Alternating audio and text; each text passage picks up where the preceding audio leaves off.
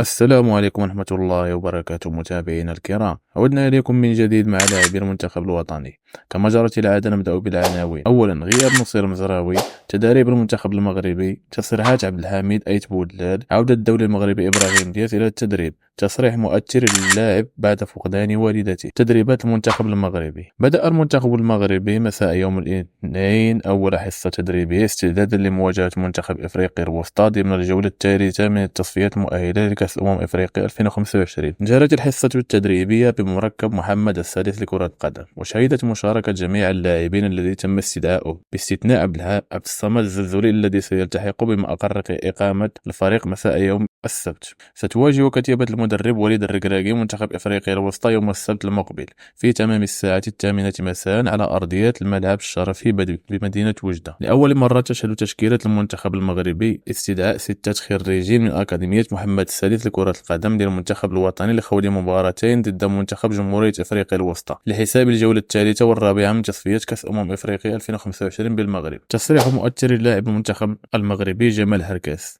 استدعائي للمنتخب فرحني كثيرا وأسعد عائلتي.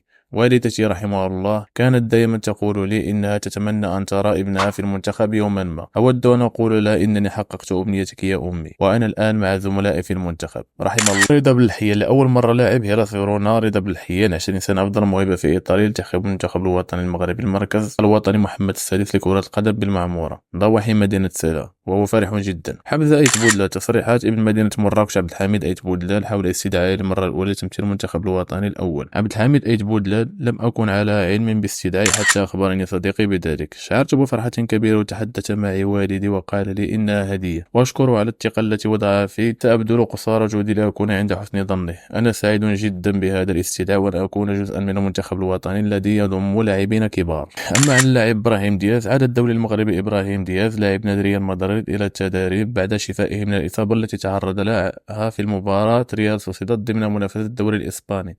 بدأ دياز تدريباته الفردية على العشب في دي بي باس بعد إصابته في العضلة المقربة للفخذ، ومن المتوقع أن ينضم إلى التدريب الجماعي عقب فترة التوقف الدولي. يغيب اللاعب المغربي البالغ من العمر 25 عاما عن قائمة حدود الأطلس لمباراة إفريقيا الوسطى ضمن الجولتين الثالثة والرابعة من تصفيات كأس إفريقيا 2025. وتجدر الإشارة إلى أن الفحوصات الطبية أكدت غياب دياز عن ريال مدريد لمدة تتراوح بين شهرين إلى 3 أشهر على الأقل.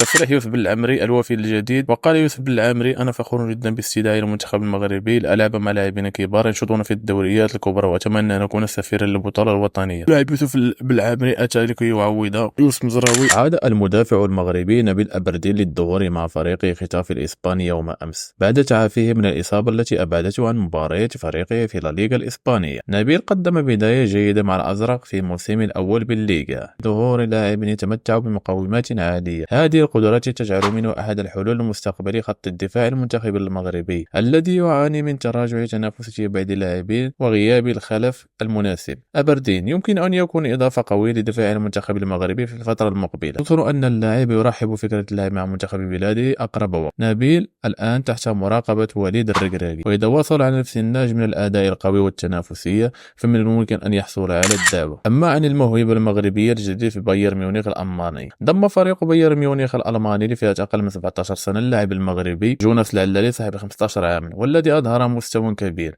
شارك جوناس العلالي لأول مرة مع المنتخب الألماني لفئة أقل من 15 سنة في شهر مايو الماضي. العلالي يوجد اللعب في عدة مراكز، حيث يمكنه اللعب كجناح أيسر أو متوسط ميدان. يشكل العلالي هدفا للعديد من الأندية الأوروبية مثل أرسنال وتشيلسي وبرشلونة وباريس سان جيرمان. ولد العلالي عام 2009 من أب مغربي وأم ألماني، مما يتيح له إمكانية اللعب للمنتخب المغربي مستقبلا. انتقل جوناس العلالي إلى أكاديمية بايرن ميونخ الألماني في صيف 2023 قادما فيتوريا برلين بعقد يمتد حتى نهاية موسم 2027.